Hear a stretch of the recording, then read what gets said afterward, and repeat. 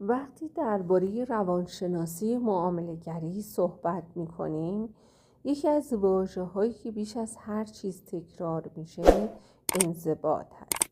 اما معمولاً اون که تریدرها از انضباط میفهمند با واقعیت علمی و روانشناختیش فاصله داره. اکثر تریدرها تصور میکنن انضباط یعنی قدرت اراده.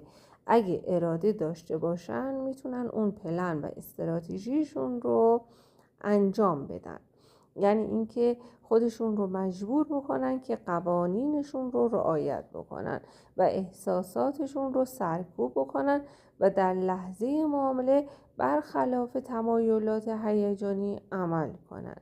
اما تحقیقات علوم اعصاب و روانشناسی عملکرد نشون میده که این دیدگاه کاملا ناقص هست. در نقطه‌ای که تریدر خودش رو مجبور به کنترل میکنه، سیستم عصبی دقیقاً عکس العمل نشون میده.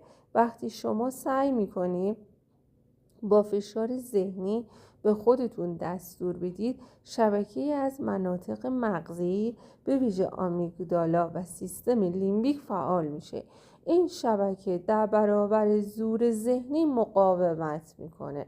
نتیجهش چی میشه؟ همون رفتاری که میخوای کنترل کنید قوی تر ظاهر میشه. این همون چرخه‌ای هست که یه تریدر بی ترمز رو میسازه.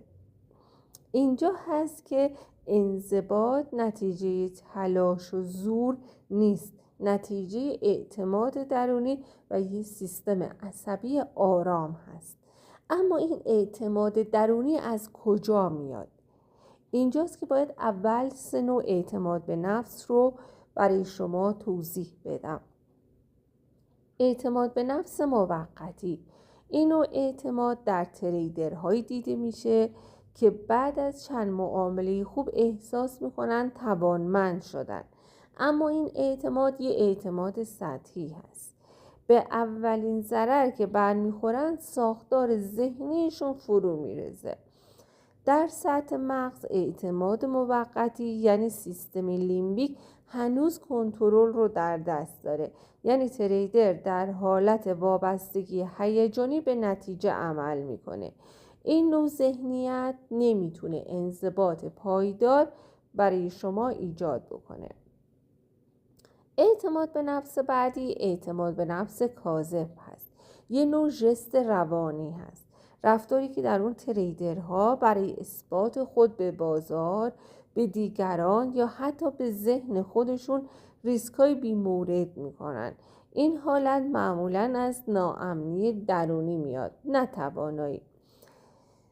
تحقیقاتی که تحت امارای عملکردی انجام دادن، این افراد فعالیت بالای آمیگدالا داشتن و کاهش فعالیت قشر پیشانی یا همون PFC رو نشون داده، ناحیه‌ای که مسئول تفکر منطقی و مدیریت ریسک بوده. نتیجه مشخص بوده: تصمیمات شتاب زده، تکانه‌ای و مخرب.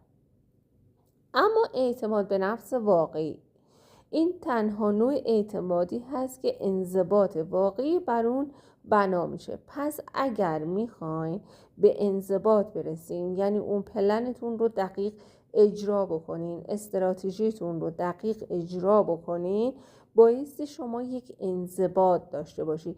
این انضباط از یه اعتماد به نفس به دست میاد. اعتماد به نفس چی بود؟ اعتماد به نفس واقعی. خب اعتماد به نفس واقعی ریشه در چی داره؟ در تاباوری داره، یعنی توانایی موندن در مسیر درست، حتی زمانی که بازار برخلاف انتظار حرکت میکنه یا زمانی که ناامیدی اجتناب ناپذیر باشه. این اعتماد درونی از مهارت واقعی، تمرین مداوم و تسلط بر ذهن ایجاد میشه. دوباره متنی رو که براتون گفتم رو از اول چند بار گوش بدید و نوت برداری بکنید.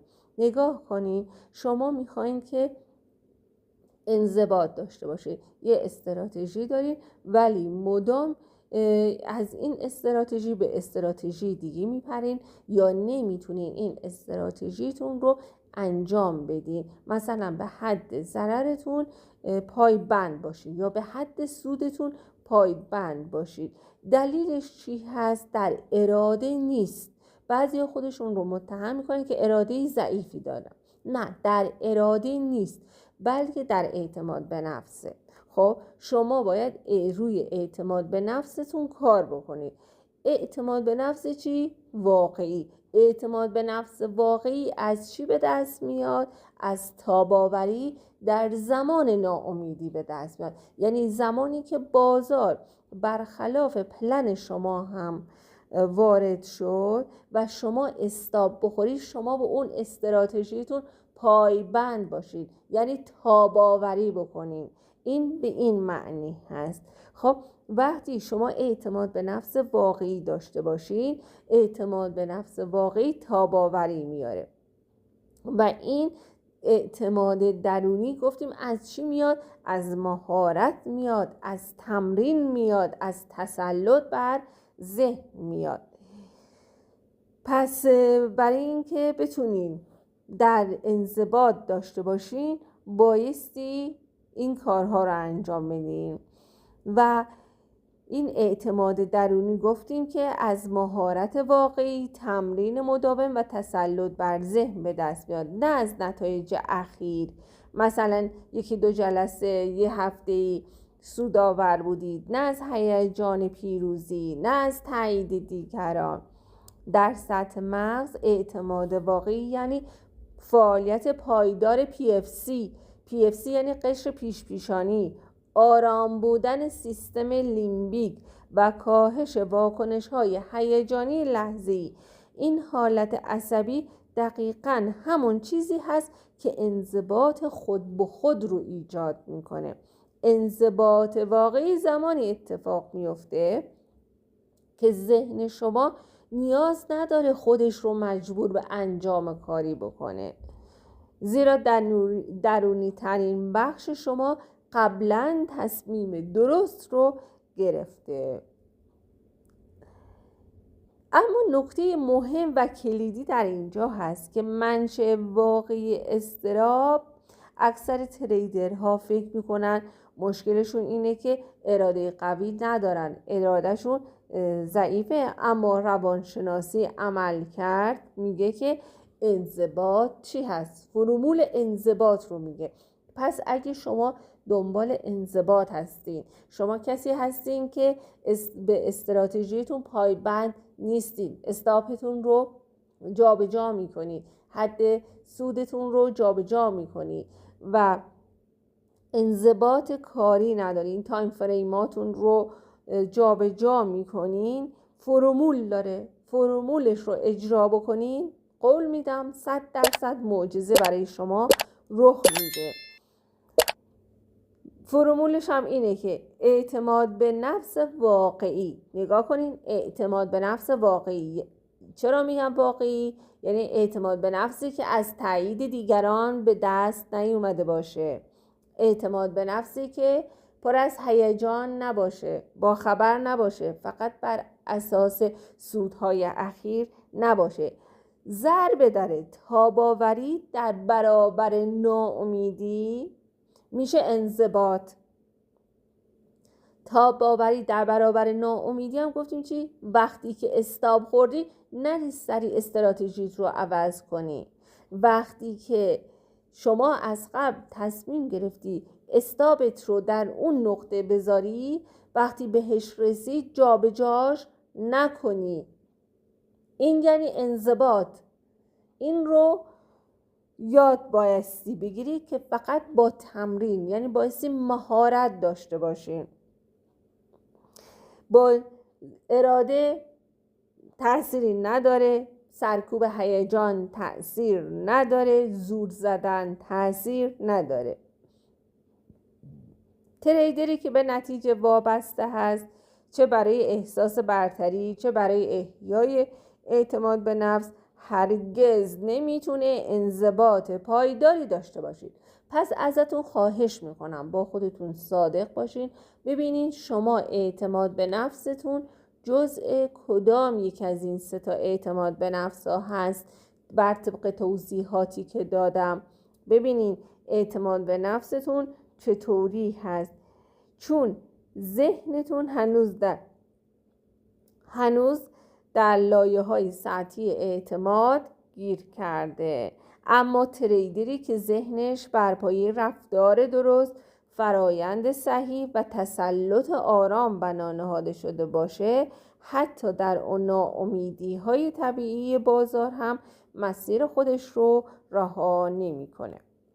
این همون چیزی هست که ذهنیت حرفه‌ای رو میسازه. حالت ذهنی که در اون انضباط محصول جانبی اعتماد واقعی و آرامش عصبی هست، نه یه تلاش سخت.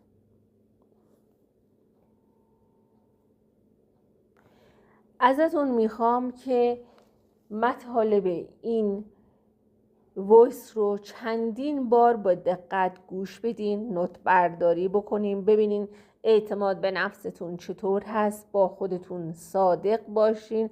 اگر انتظار نظم از خودتون دارین، اگه میخواین منضبط باشین، بایستی این کارها رو انجام بدین.